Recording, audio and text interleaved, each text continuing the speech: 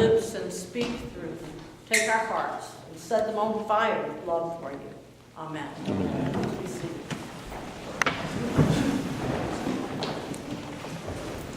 So I had a sermon for today that was all prepared and along the lines of usual sermons. And then I got up this morning and was doing my meditative reading and praying. And in my meditation, a thought kept coming to me. And even though I would try to let go of the thought and come back, that thought would not go away. And when I finished the meditation, that thought was still with me. And the thought actually harkened back to a saying I'd heard a long time ago. And I think the saying originally came from a tribe in West Africa. It was part of tribal wisdom. And I probably won't have the words exactly right, but it's something like, if you give a man a fish, he can eat for a day. And if you teach a man to fish, he can eat forever. You've heard that. Most of us have. Well, it wouldn't let me go. And it wouldn't let me go because one of the things that came to me was that what sermons usually do is they give you a fish to eat, okay? Or a couple of fish, whatever the preacher has caught in the reading and studying and meditating on that scripture gets shared with the congregation. So I give you a fish, and there's nothing wrong with that, you know. And sometimes you eat the fish while you're still there, and something comes to you, and sometimes you freeze that fish and unfreeze it as you go through your life, and it makes sense later on. But the only place that we ever really usually work on teaching the congregation to fish are in classes. And not everybody can make the classes for one reason or another. So it wouldn't let me go. So this isn't a regular sermon. This is more of a teaching. And it's kind of a melding of the two because teachings usually take 30 minutes to an hour, and I know you guys won't put up with that. So it's going to be a little bit, it's going to be a short teaching within the context of this. And the part of the scripture that we're going to look at, I'm going to use a method that's an age-old method in Christian study called praying the scriptures. It's not so much a study as a way of engaging it and letting it engage you and letting it engage your heart and mind. It's called Lectio Divina. Has anybody ever heard of that? It means divine reading, basically. Lectio means reading. It has kind of 4 stages to it. And you will recognize some things that I've done if you've been in classes that are that, but we never maybe have called it that because it has Latin words and that scares some people. But I'm going to actually give you your tough today and give you the Latin words too as we go through this. And we're going to take what is a hard saying in this passage. Now large crowds were traveling with Jesus. And he turned and said to them, "Whoever comes to me and does not hate father and mother, wife and children, brothers and sisters, yes, even life itself, cannot be my disciple." That's a pretty hard saying to Jesus. In fact, you might even say that's a harsh saying to Jesus. And usually what we do is we just sort of try to skip right over that and go to some other part of that passage that's a little more palatable to deal with. Preachers do that too. Like they go, "Oh, I'm not going to deal with that one." But we're going to deal with that one. We're going to look because the hard sayings of Jesus do usually overstate a case. And they're not meant to be taken literally. Because how many of you believe that what Jesus really wants you to do is to hate your mother and father and wife and your life itself? How many of you buy that? He wasn't talking about that. But at the same time, we don't take it literally. He said it to catch our attention. And so we've got to take it seriously. We've got to try to get down in it and see what he really does mean. So before I lead you through this process, I want to bring up 2 points that I want you to remember. Okay? One is that usually in Scripture, things like this are not what you would call prescriptive. If you get a prescription, say, for physical therapy, what are you supposed to do? You're supposed to follow the prescription. And if you follow the prescription, you're supposed to get the result you want, right? Okay, that's prescription. And a lot of times we try to read Scripture as if it's prescription. Okay, so hate your mother and father, and then if you do that right, then I'll let you be my disciple.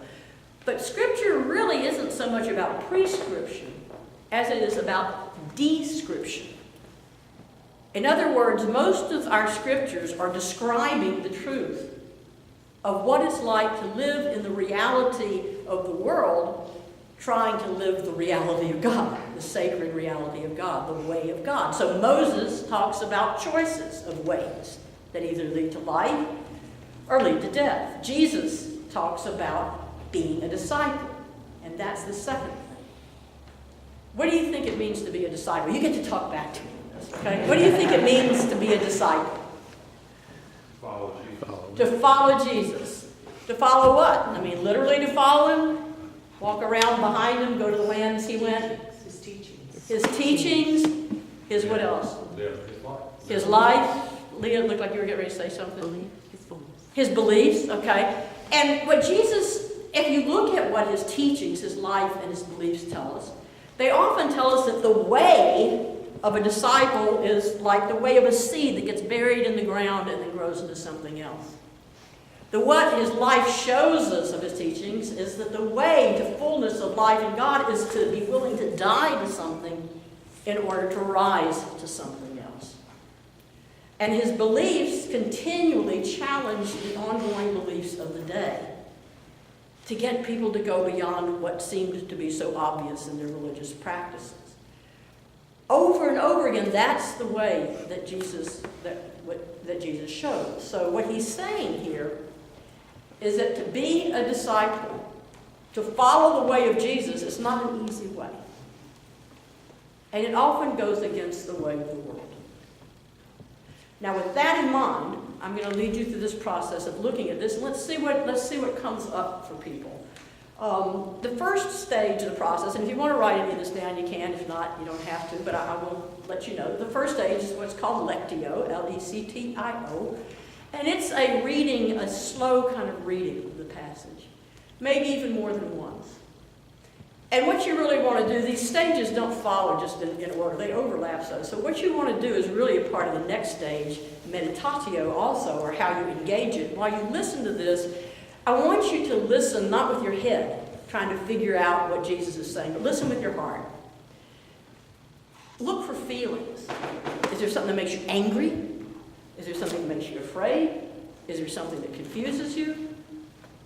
Or if you're more comfortable, look for words. Is there a word that just grabs you? Or a thought that just grabs you?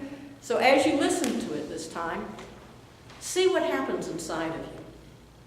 Now large crowds were traveling with Jesus, and he turned and said to them, "Whoever comes to me and does not hate father and mother, wife and children, brothers and sisters, yes, and even life itself, cannot be my disciple." Okay, now talk to me. What stood out? What grabbed you when you heard that time?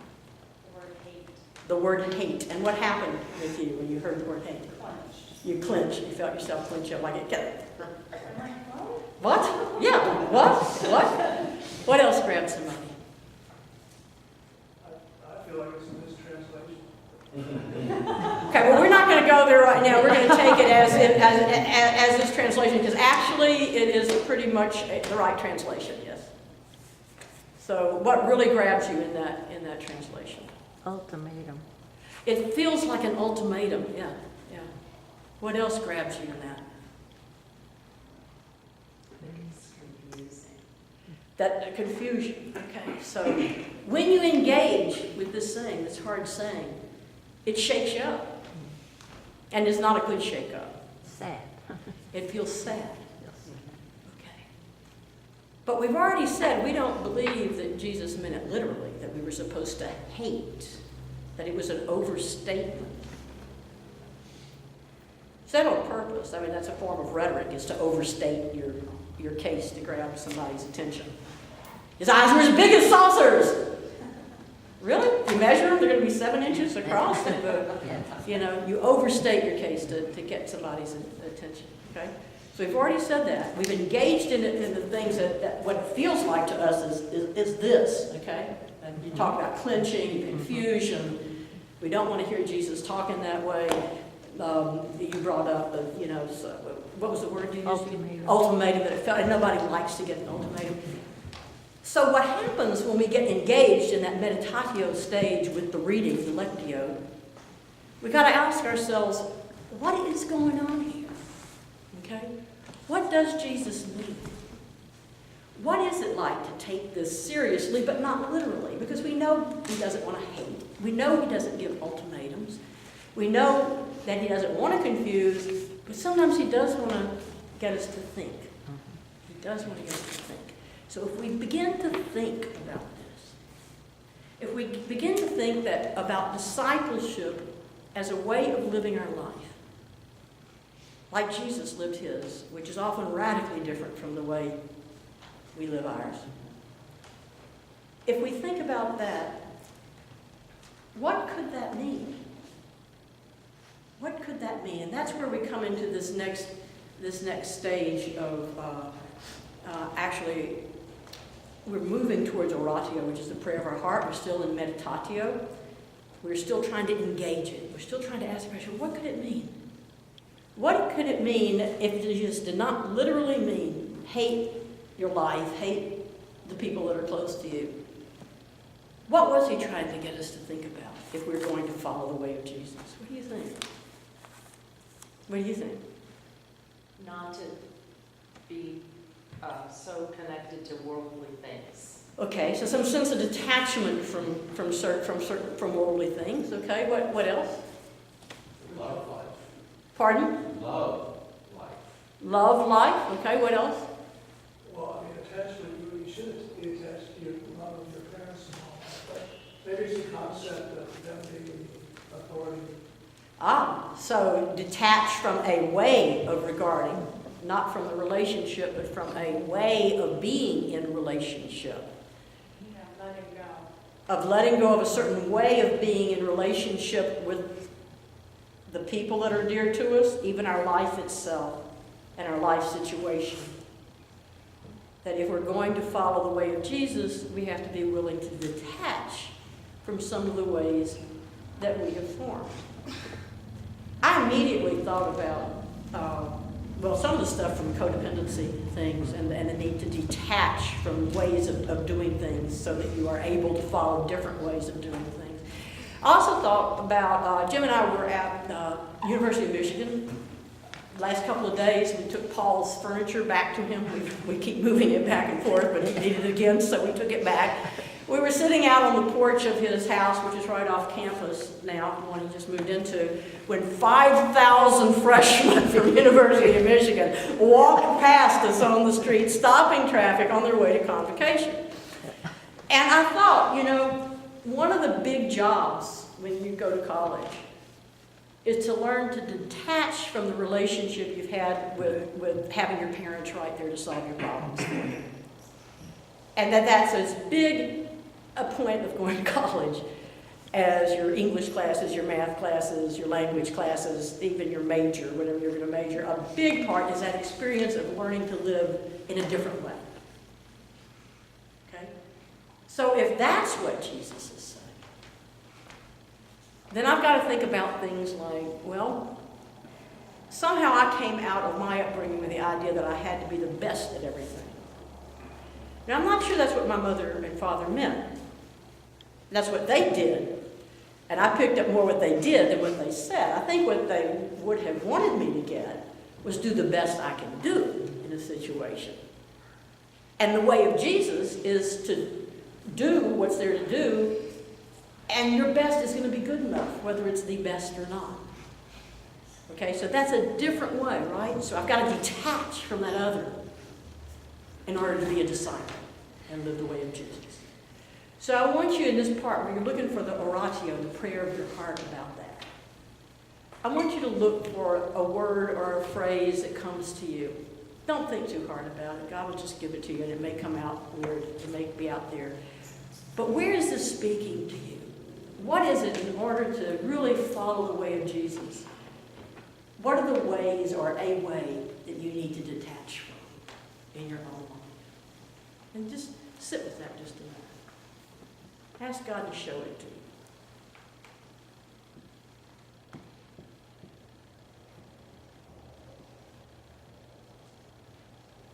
I shared one of mine. Anybody willing to share one of theirs?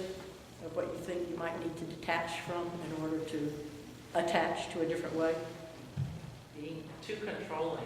Okay, so detach from the need to control. Okay, what It's a, a surrendering.